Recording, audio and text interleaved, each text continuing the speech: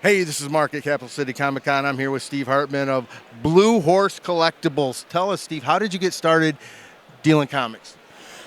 Actually, my parents were antique and book dealers, and so as I was going around with them searching for stuff, I'd buy comics and pulps. I really got into the pulp magazines, and it just kind of became a natural progression. I don't know when I really started selling. I was probably in junior high school, trading and then selling and buying comics.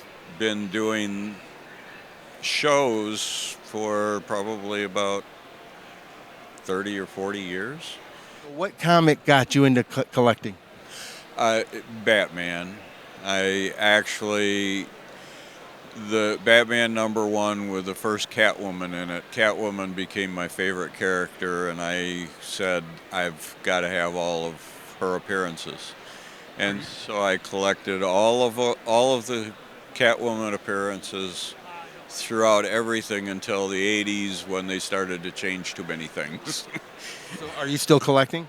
I still collect, but I try not to hoard, if you know what I mean. I like to read them and then I sell them.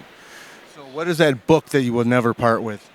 I have sold most of my Catwoman collection, so I don't have many of those left. And At this show, what are people asking you for? well, this has been rather interesting because this show I've actually sold more pulps than comics, which is unusual. That's your niche.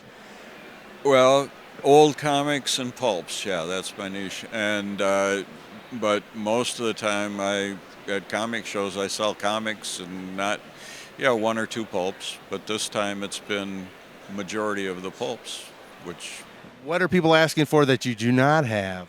I've had three people ask me for Supergirl comics, and I'm surprised I don't have any of them.